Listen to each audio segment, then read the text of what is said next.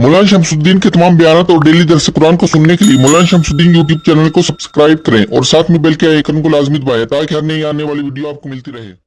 अल्हम्दुलिल्लाह रब्बिल आलमीन वस्सलातु वस्सलामु अला नबिय्यिल करीम अम्मा बाद फ़अऊज़ु बिल्लाहि मिनश शैतानिर रजीम बिस्मिल्लाहिर रहमानिर रहीम ला तुहर्रिक बिही लिसानका लिताजल बिही इन्ना अलैना जमअहु व क़ुरआनहु फ़इज़ा क़रअनाहु फ़त्तबि' क़ुरआनहु सुम्मा इन्ना अलैना बयानहु कल्ला बल तुहिब्बूनल आजिला व तज़रूनल आखिरा। पिछली आयत में क़यामत का तज़किरा चला आ रहा है। इस आयत में जनाब रसूलुल्लाह सल्लल्लाहु अलैहि वसल्लम को वही के सिलसिले में बाज़ हिदायत ज़िक्र फरमाई।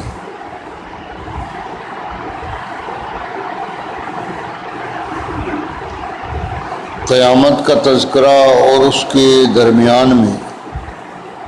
ये हिदायत जिन उलमा के नज़दीक कुरान मजीद की हर आयत जो है वो अपने यहाँ चूँकि अल्लाह का कलाम है और शाही कलाम जो है उसमें पिछली बात और उससे अगली बात उनमें ज़रूरी नहीं कि ज़ाहिरी मुनासबत हो, बल्कि शाही कलाम जो है वो एक हुक्म और आर्डर होता है। एक आर्डर कर दिया उसके बाद फिर दूसरा आर्डर जो है दूसरी चीज़ के मुतल्लिक वो फरमा दिया। तो शाही कलाम जो है उसके अंदर इसी तरह होता है कि जो कलिमात हैं, जो अहकामात हैं वो अलग अलग होते हैं। शाही कलाम की अज़मत इसी में होती है। और दूसरी उलमा की जमात वो ये फरमाते हैं कि कुरान मजीद की हर आयत बाद वाली आयत से बिल्कुल मजबूती के साथ जोड़ और ताल्लुक़ और रबत रखती है। अब ये क़यामत का ज़िक्र आ रहा था तो उसके बाद अचानक ला तुहर्रिक बिही लिसानका लिताजल बिही, इसका ज़िक्र जो है इसकी मुनासबत क्या है? इसमें तो आप सल्लल्लाहु अलैहि वसल्लम को वही के सिलसिले में हिदायत दी गई है। तो उन्होंने फरमाया कि पीछे आयत गुजरी है, आयत नंबर 13, युनब्बउल इंसानु यौमइज़िन बिमा क़द्दम व अख़्ख़र, कि क़यामत का दिन होगा इंसान ने जितने आमाल किए हैं और वो आमाल करके आगे भेज दिए, कुछ अमाल उससे रह गए तो उसके अगले पिछले सारे अमाल क़यामत के दिन जमा करके उसके सामने कर दिए जाएंगे। ये जमा करना अल्लाह के लिए कोई मुश्किल नहीं, और इसके लिए खुद इंसानी तख्लीक, इसी तरह इंसान जिन जानवरों को पालता है और वो इंसान के इस्तेमाल के लिए हैं, उनके अंदर भी सूरत हाल यही है कि उनके जिस्म के आज़ा वो ज़मीन के और कौन सा इलाका, कौन सा खित्ता, उसमें वो अज्जा मिले हुए थे। खालिक़ कायनात ने जमा कर दिया, जमा करके वो जानवर बना दिया। इसी तरह इंसानी अज्जा जो हैं वो खुराक वाले, वो पता नहीं किन किन दरियाओं के अंदर वो मिले हुए थे। خالق کائنات نے ان کو جمع کر دیا اور جمع کر کے ان کو انسان کے جسم کا حصہ بنا دیا۔ تو گویا جس طرح انسانی اجزاء ان کو جمع کر دینا اللہ کی قدرت کے سامنے کوئی مشکل نہیں، بالکل اسی طرح وحی کا معاملہ ہے۔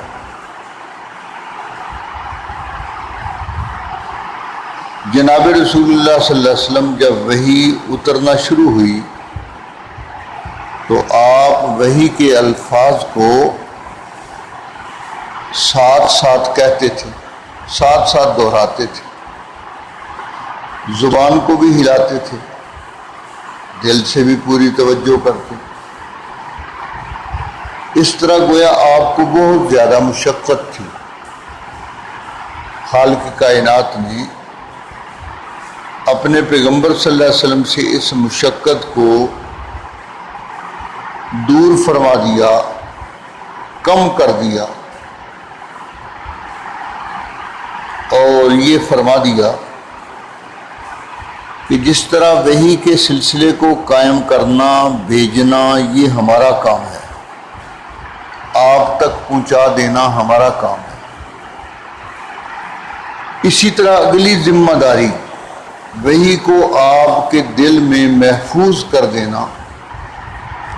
اور آپ کی زبان پر اس کو جاری کر دینا۔ اس کے بعد کہ وحی آپ پر مکمل پہنچ جائے تو اس کے بعد اس کا آپ کی زبان پر جاری کرنا اور دل کے اندر ان کا جمع کرنا، یہ اللہ کے لیے کوئی مشکل نہیں۔ خالق کائنات کا علم اور قدرت ان سب باتوں پر حاوی ہے، اس لیے آپ یہ فکر چھوڑ دیں کہ وحی کا کوئی لفظ رہ نہ جائے جس کا تعلق انسان سے ہے، اور جو احکامات اتارنے مناسب ہیں تو ان احکامات کا آپ کی زبان سے بیان کروا دینا، وضاحت کروا دینا۔ فرمایا جیسے قرآن کو سینے میں جمع کرنا اللہ کے لیے مشکل نہیں، زبان سے پڑھوا دینا مشکل نہیں، اسی طرح اس قرآن مجید کو ٹھیک ٹھیک سمجھا دینا، تو فرمایا یہ بھی ہمارا کام ہے۔ اور گویا یہ قیامت کے دن جو کچھ اعمال سامنے آنے والے ہیں ان کا یہ بھی ایک چھوٹا سا نمونہ ہے کہ دیکھ لیں وہی آسمانوں سے آتی ہے اور اس کے جو حروف و الفاظ ہیں وہ پیغمبر صلی اللہ علیہ وسلم کی ذات گرامی جبریل امین سے سنتی ہے، آپ اس کو سنتے تو آپ کے دل کے اندر خیال آیا کہ کہیں وحی کا کوئی لفظ رہ نہ جائے، تو خالق کائنات نے فرمایا ہم اس کے ضامن ہیں، وحی کا کوئی لفظ آپ سے نہیں رہے گا، سب لفظ آپ کے دل میں محفوظ کر دیں گے، اور فقط دل میں محفوظ نہیں کریں گے بلکہ زبان پر اس کو جاری بھی کر دیں گے۔ سب سے پہلا سینہ جس کو قرآن مجید کے لیے اللہ نے منتخب فرمایا وہ سرور کائنات حضرت محمد مصطفیٰ صلی اللہ علیہ وسلم کا سینہ مبارک ہے، اور اس کے بعد وہ خوش نصیب بچہ کہ جس نے قرآن مجید کو اسی طرح محفوظ کیا جس طرح اللہ تعالیٰ نے اتارا، اسی طرح اس نے بھی اپنے دل کے اندر محفوظ کر لیا، تو وہ دل کتنا خوش نصیب ہوا جس نے قرآن مجید کو اپنے اندر سمیٹ لیا، محفوظ کر لیا۔ تو گویا یہ دل جس کے اندر قرآن مجید محفوظ ہو گیا، اس کو مشابہت پیدا ہو گئی جناب رسول اللہ صلی اللہ علیہ وسلم کے دل سے، اس میں وہ عظیم نسبت آ گئی کہ آپ پر یہ قرآن مجید آپ کے دل میں اللہ نے اپنی وحی سے جبریل امین کے ذریعے دل کے اندر محفوظ کر دیا۔ تو اب جس کے دل کے اندر یہ قرآن محفوظ ہوتا ہے، یہ محض اللہ کا فضل اور اس کی رحمت سے محفوظ ہوتا ہے۔ ورنہ ایک چھوٹا سا بچہ جو زبان بھی نہیں جانتا، اجمی زبان ہے، اور وہ قرآن مجید جو ہے یہ 30 پاروں کا قرآن پاک، 6000 سے زیادہ جس کی آیات ہیں،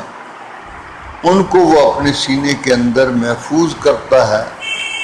اور پھر جب چاہے اس کو پڑھتا ہے، اور وہ اسی طرح فر اس کی زبان سے جاری ہو جاتی ہے۔ تو جس طرح قرآن مجید کا دل کے اندر جمع کر دینا اور آپ کی زبان سے پڑھوا دینا، یہ کوئی مشکل کام نہیں اللہ کی قدرت کے سامنے۔ اسی طرح سارے انسانوں کو قیامت کے روز ان کے اعمال سمیت میدان حشر کے اندر جمع کر دینا بھی اللہ کے لیے کوئی مشکل نہیں۔ یہ گویا قیامت کے دن اعمال کے جمع کرنے اور اللہ کی بارگاہ میں پیش ہونے کا ایک چھوٹا سا نمونہ ہے، قرآن مجید کا اس طرح اترنا اور آپ کے دل کے اندر یا صحابہ کرام کے دلوں کے اندر اس کا محفوظ کر دینا۔ اور یہ اللہ کا بڑا انعام ہے۔ یہ قرآن مجید کی حفاظت کا ایک زبردست ذریعہ ہے۔ اللہ نے قرآن مجید کو اس طرح محفوظ کر دیا کہ کسی کو یہ جرأت نہیں کہ اس کے زیر زبر جزم اور سکون وقف اور اسی طرح جو دیگر قرآن مجید کے اوقاف ہیں، ان میں سے بھی کسی کو وہ آدمی جو ہے اس کے اندر وہ گڑبڑ کرے۔ خالق کائنات نے اس کے زبر زیر تک کو محفوظ کر دیا، اور جو کوئی اس میں غلطی کرتا ہے فوراً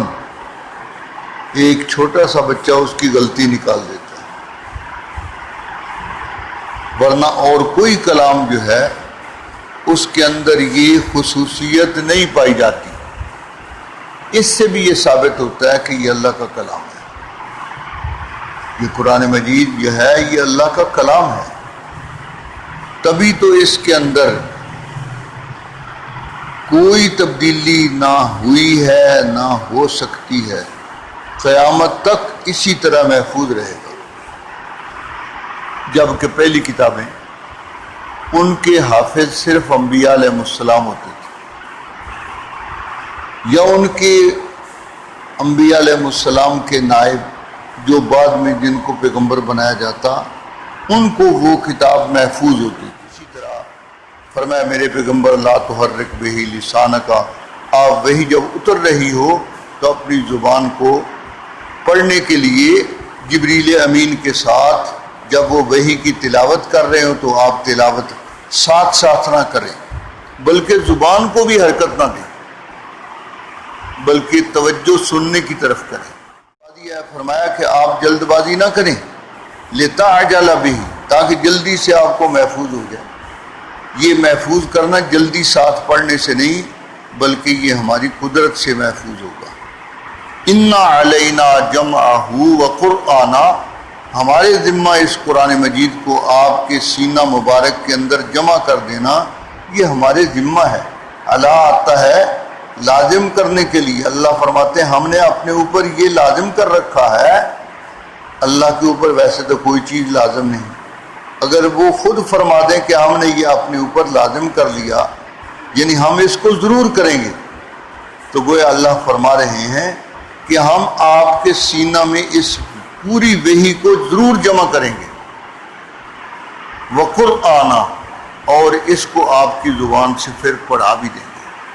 کوئی حرف، کوئی نقطہ اس میں سے غائب نہیں ہوگا، بھولے گا نہیں۔ انسان کے لیے بھولنا ممکن ہے،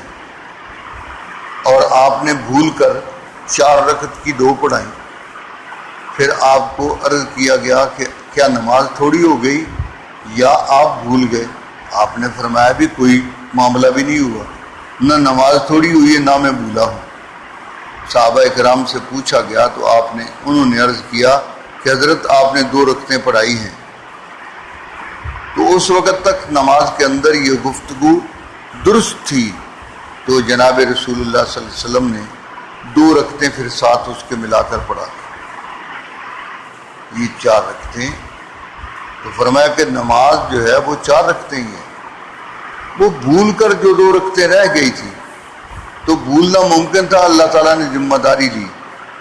کہ ہم قرآن کو بھولنے نہیں دیں گے۔ اِنَّ عَلَيْنَا جَمْعَهُ وَقُرْآنَ، اور فرمایا کہ فقط یہی نہیں بلکہ اس قرآن مجید کا مطلب جو ہے وہ سمجھا دینا اور آپ کی زبان سے اس کو صحابہ اکرام کے سامنے بیان کروا دینا، یہ بھی ہمارا کام ہے۔ وَقُرْآنَ ثُمَّ إِنَّ عَلَيْنَا بَيَانًا، پھر اس کی وضاحت کر دینا اور وضاحت کرا دینا، یہ بھی ہماری ذمہ داری ہے۔ تو اللہ نے یہ ساری ذمہ داریاں لی اور اس قرآن کو خالق کائنات نے قیامت تک کے لیے محفوظ کر دیا۔ اس لیے جنہوں نے تیسری صدی ہجری میں قرآن مجید کے اندر تحریف کا عقیدہ گھڑا، آج وہ خود شرمندہ ہے کہ ان کے بڑوں نے یہ بکواس لکھی اور وہ بکواس ان کی کامیاب نہیں ہوئی، اور قرآن اس وقت سے لے کر اب تک اس کا ایک ایک حرف محفوظ ہے۔ اور پھر اللہ کی قدرت ہے، حضرت حسن رضی اللہ تعالیٰ عنہ کے ہاتھ کا لکھا ہوا قرآن کا نسخہ اسی ترتیب کے ساتھ وہ اس وقت قوم کی لائبریری میں ایران میں موجود ہے، اور ہرن کے کھال پر وہ لکھا ہوا ہے، حضرت حسن رضی اللہ تعالیٰ عنہ کے ہاتھ کا لکھا ہوا۔ جادو وہ جو سر پر چڑھ کر بولے، قرآن مجید کی حفاظت اللہ نے اپنے ذمہ لی ہے، بندوں کے حوالے نہیں کی، اس لیے قرآن کے اندر کوئی بھی تبدیلی نہ کر پایا نہ کر سکتا ہے۔ یہ اس وقت تک محفوظ رہے گا یہاں تک کہ اللہ تعالیٰ اس کو اوراق سے ہی اٹھا لیں گے، اس وقت تک محفوظ رہے گا۔ ایک وقت آئے گا کہ اوراق خالی رہ جائیں گے اور اس کے حروف اٹھا لیے جائیں گے۔ سبحانک لا علم لنا